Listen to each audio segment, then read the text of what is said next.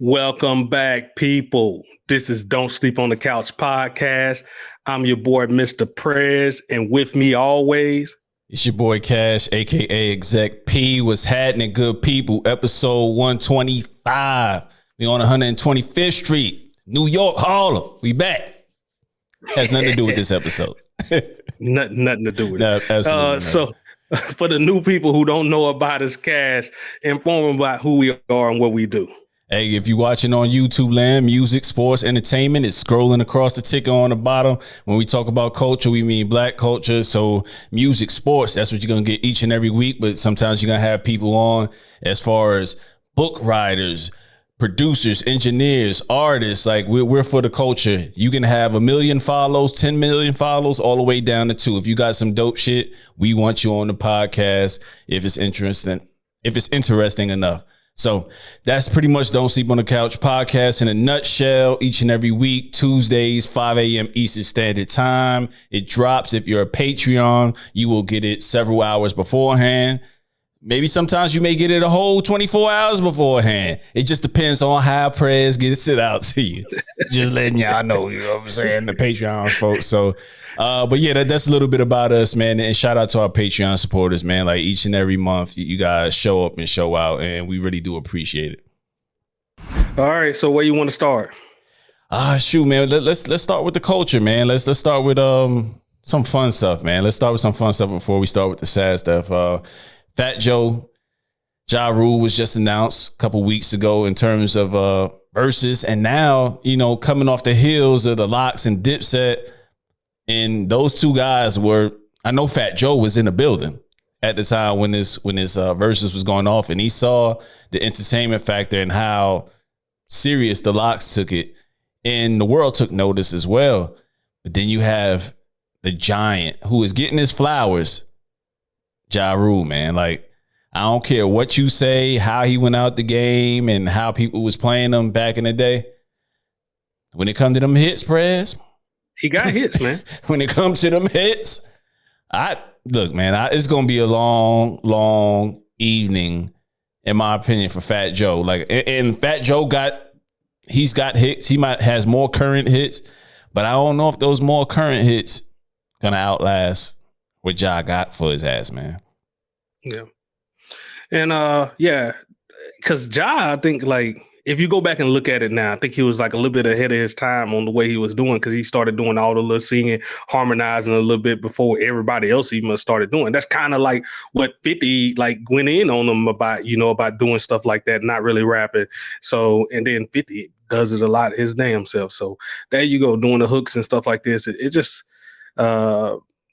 as you go back, you know, you're not in that too deep in that beef and stuff no more. And it's just like you want to go back and listen at the hits from the late 90s to the early 2000s. Ja had a lot of those hits up in there. So that's what you got to look out for. Now, he could totally mess this up and like Nelly did, you know, not playing the proper hits at the proper time and then still go out losing that. So hopefully he pays a little bit more attention to like what's been going on with the Verzuz and understand his catalog a little bit better, when to play him, to come out looking like the victor on this Verzuz. So, and he should, Prez, like you said, like by all accounts, he just has the bigger hits. He has the street records. I'm talking about he got joints with DMX, Jay-Z, Murdergram. He can go to the gutter. He got Holla Holla. That first album got some joints on there as far as just Vinny Vidi Vici. Yep, Vinny Vidi Vici, Rule 336. Like the more and more I think about it, I was even as a fan back in the day, I'm guilty of it. I straight was disrespecting Ja Rule because 50 was so convincing in the rap battle. You know what I'm saying? Straight disrespecting the hits that Ja had. And I enjoyed those first 3 albums. I played them so much. But at the time when they was going through it, I don't think I was admitting it. I don't think I was admitting it because, you know, everybody had, back in the day, you had to pick a side. And of course, I haven't developed my full, rap opinion at the time. So you just kind of go with whatever the beef is. And that's kind of what you learned at the time, right? Like, okay, you got to pick a winner. this is the guy you roll with, but you don't give this other guy no credit. If you lost, you lost. Oh well, so what? You know what I mean? And that's kind of how it went for Ja Rule for the vast majority of people. And at the time, like you said, nobody want to hear that soft shit. 50 made it soft. 50 made it soft, but everybody is doing it now. And 50 included. So it's 50 crazy when you started doing that stuff. So like, but originally, like the way he came out, was so I think Ja he can put up a fight. It's a chance he could put up a fight. Fat now Joe, where he could fail though, where I could see him failing at is Joe's catalog expands past just that early 90s, that late 2000. Like he continued to make those hits throughout that time frame. So it's stuff that can resonate with a multitude of different generations. You know what I mean? Not just that slicing time like Ja gonna absolutely have. I wholeheartedly agree with you. So you right, picking the right songs, the right timing, not overplaying your hand too much. You know what I mean? Because right, Fat Joe. And I was looking at a list. I was making a playlist to trying to, because every time it's a Verzuz I want to watch, I kind of make a playlist because before I speak on it, I don't want to talk out of turn because, Ja has a lot of writer credits too as well. So even if I thought Fat Joe was going to make it closer than it really was, now what happens when, you know what I'm saying, when he started bringing out both of them too. They both got records with J-Lo. They both got records with Ashanti. They got records with each other, with New York. Like, you know what I'm saying? They got a lot of those joints, stuff off the Khaled albums that Fat Joe was a part of. Big records like you were talking about. Did Ja create any beats that just on somebody and he just gonna play, I made the beat, so that counts, a la Soulja Boy? You never know.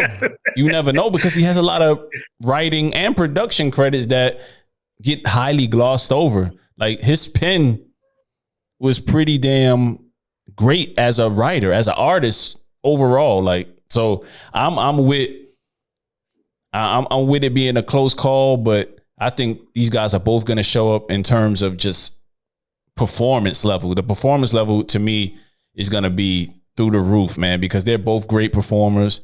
And I like that, like I said before, Jadakiss set the bar. And I know following Jada and being from New York and being competitive, I know they going to come out and do exactly what they need to do. So I'm looking forward to it. But I still got Ja. So that's who I'm picking in it. Yeah. Hopefully, Ja don't let other stuff and like, hey, your competition against Joe that night, don't come in and still try to say something on that long going feud that you got with other rappers in the game. Just let that be and focus on winning the night. That's what I think you need to do. And I think that'll recapture a lot of his momentum too, coming out of it. Because as coming out of these, everybody always seems to get appreciation for the artist that's actually doing it. So new appreciation, should I say. Yeah.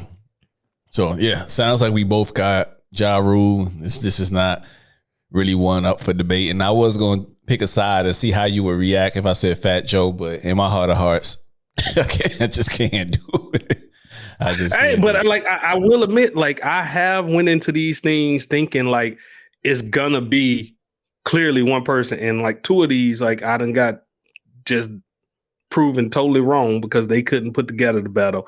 Like the Nelly, I thought for sure Nelly had Luda on that, but boy was I wrong on that one. So rapping ability and performance always gonna outweigh these hits and verses. That's how it looks for me, because when you creative and you do certain things, man, like I said, man, Jada set the bar with just performance. So I think they're gonna do this. But the big pun songs, man, it could go a lot of different ways. Like we forget the digging in the crates era. Joe is in a lot more eras, like you said, man. So God, I'm looking forward to it. I'm excited about it. Another big win for hip hop already. I'm calling it. So I will be up early as hell, or shit, whenever it come on, 9 o'clock, I'll be up watching it, trying to catch it in real time so I can feel it. Yeah. Michael K. Williams, man.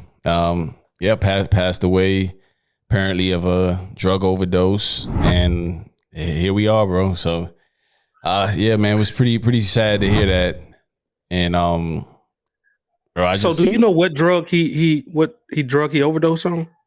no, I don't have that. I don't have that written down, man. So I You know don't want to what? misspeak on it. Well, no. I haven't really like heard it too, and usually like it's plastered everywhere. Like Like you know what I mean? fentanyl is the Yeah, rumor. Like some yeah. bad, But a it's bad not. batch. What I'm trying to say, I think they didn't give him his proper respect on that stuff. It's just not just like just trying to paint him in a bad light or anything like this. He was struggling through his little demons, and they ain't out there just trying to say he was like a crackhead and like he's just been doing all this other stuff. They ain't just talking about the heroin and nothing like that. So like they've been very respectful of his career and what he's been able to do in the form of the media as portraying like his death. So I really do appreciate that this time around. It seems like, we're starting to get a little bit of respect in the industry where they ain't painting like every black character, black actor, in that light.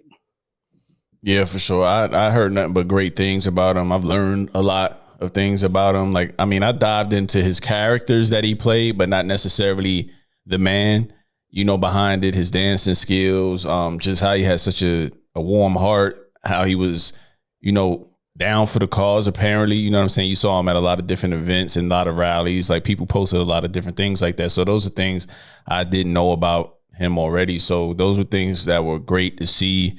A lot of people had a lot of different accounts as far as just positive interactions with him. And, he was nothing like the characters he played. He was just that cool dude from the hood, kind of like an athlete, you know what I'm saying? To where he got that talent. Don't touch him. You know what I mean? Like he can be around, he can do whatever he wants to. He's just one of those genuine good guys from the block. You know what I mean? That you respect. Mm-hmm. So I really, really love that. Like you said, man, people was giving him his flowers while he was here and in his passing, but I wanted to talk a little bit about just one of the most powerful characters that he's played on the best series television has ever produced, in The Wire, man. Like, so just, Prez, whatever you got to say as far as his performance and just kind of overall, just how